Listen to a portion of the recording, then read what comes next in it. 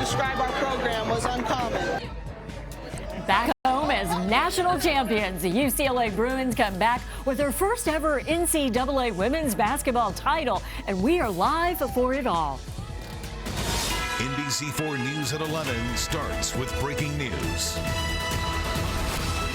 And that breaking news, history on the hardwood. The UCLA Bruins beating South Carolina to win the national title. Thanks for joining us. I'm Kathy Vara. I'm Jonathan Gonzalez. This team, this very special team, full of senior leaders, all led by head coach Corey Close. We heard her say postgame that her mentor was the legendary John Wooden, who turned UCLA into a basketball school. Well, what started as visits between Close and Wooden is now officially a championship connection. Our News Chopper 4 was there tonight to see the team land at LAX just after 9. And we followed their police escort from the airport up the 405 to Westwood, where they got a champion's welcome. We have live team coverage for you tonight. Our Olivia Garvey live from Phoenix. But we want to start with our Macy Jenkins, who was there for their big return to campus. Hey, Macy.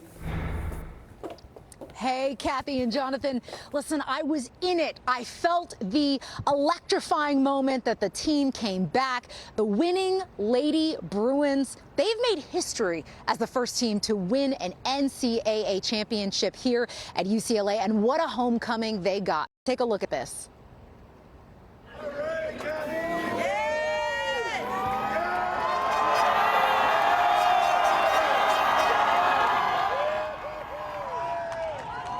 There they are getting off the bus. The NCAA national champions back on campus. Senior Gabriella "Gabby" Jaquez carrying that coveted trophy in her arms as the Lady Bruins fans flock to the Austin Basketball Center to celebrate the win. Coach Corey Close right there with them, hugging students and taking pictures, just relishing in the moment. Senior Megan and getting her chance to cut the net and not miss out on the pomp and circumstance, since she splits her time between basketball and being a star softball athlete. We caught up with some of the players and Coach Close. Take a listen.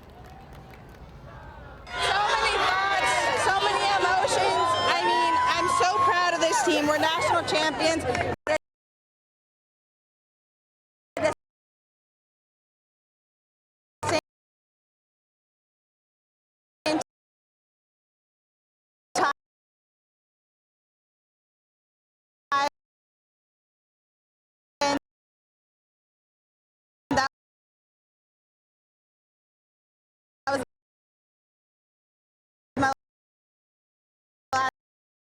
Last time playing in a UCLA uniform, and that's got me really emotional. What was it like knowing, hey, we got this, we've beaten them, and we've made history?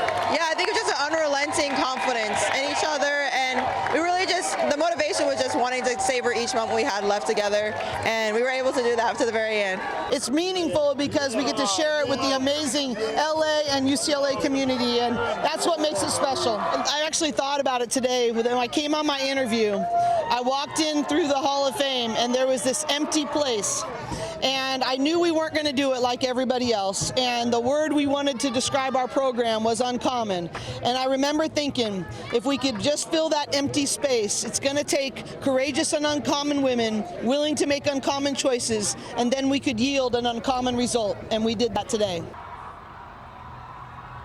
Now here's some cell phone video taken at a packed Rocco's Tavern here on campus earlier tonight, just after the ladies won. Some of the seniors telling me this was the best day of their lives before breaking out into song. We are the champions, no time for losing, 'cause we are the champions.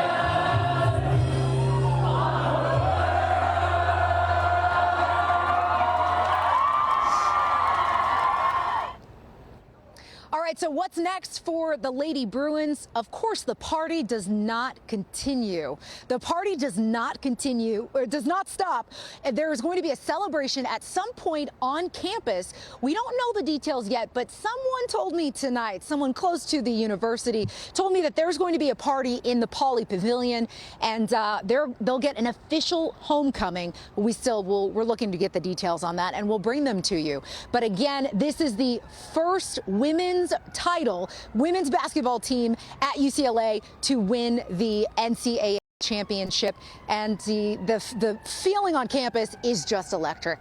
I'll send it back to you guys. You stole my word. It's exactly what I was thinking, Macy. Electric. That's what I heard.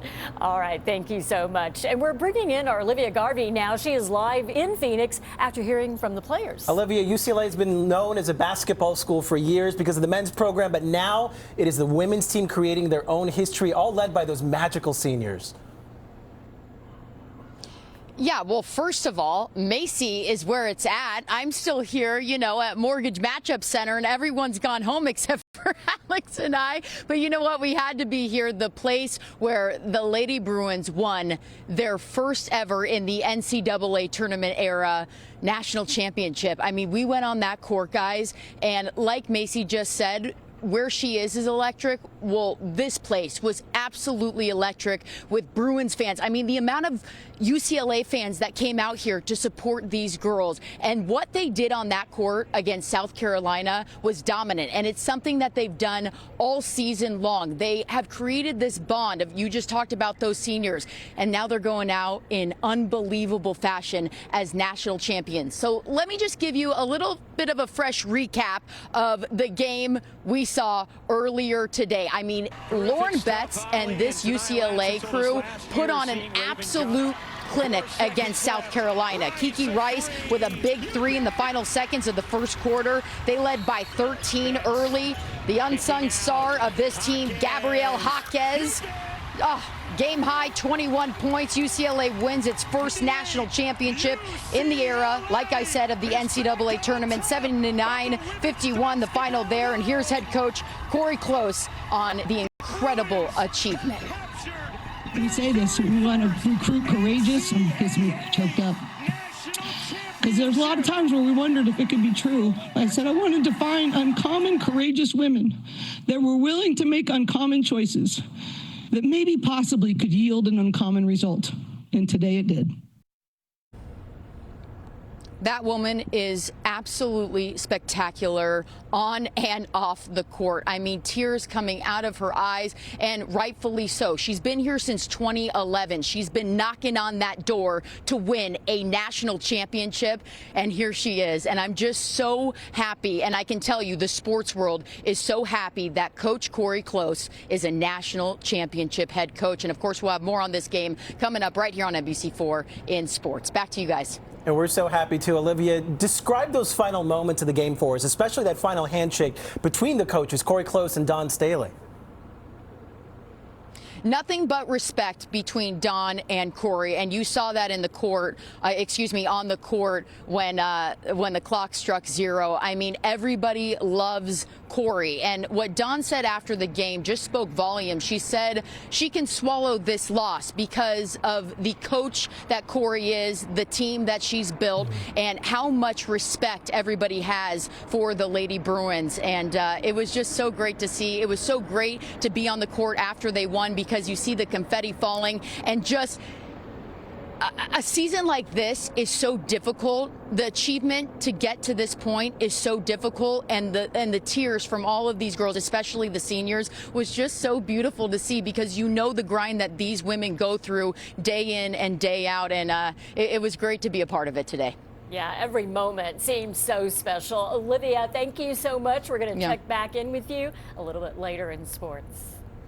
All right, we're going in depth on UCLA, both online and on our NBCLA Instagram. Right now, you can find more on both teams and read up on the unconventional strategy as well that propelled the Bruins to this historic win. We are following more breaking news now. A driver in custody after leading police on an hours-long chase across three Southern California counties. News Chopper 4 was overhead just before 6 as deputies chased after this Subaru. It all started in the Ventura area over a traffic violation. The chase then proceeded into LA County, eventually reaching San Bernardino County. That driver was finally taken into custody in Barstow, about 160 miles from where it all began. In all, the pursuit lasted 2.5 hours. We're following more breaking news tonight, this time in Long Beach. Possible human remains found near a walking trail. NBC4's Tracy Leong joining us live now in Long Beach. And Tracy, we understand neighbors saying families were searching for Easter eggs when this happened near the area where these possible remains were found.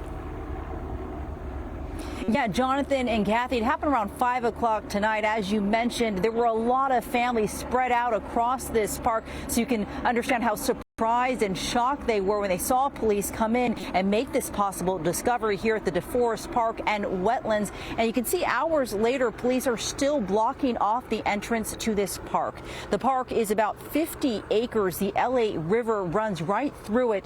People tell me that they often use this to walk and bike. They were shocked to find out possible human remains were located here in the wetlands.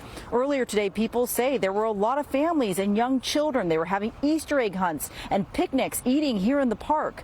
Long Beach police responded to the area after they were alerted around 5 o'clock tonight, but they have not confirmed any details about the potential human remains or the condition. Here's how people living nearby reacted. Beside myself, because we come here all the time. I just live down the street, and I take my grandson around here, but it's just heartbreaking. And I hope they figure out who it is, because there's so much children that come to this park. There's been more dangerous, crazy things around here, so I'm not really surprised that there's a body right there. It's a bit more safer when I was a kid. Now it's more things are happening. It's just crazy.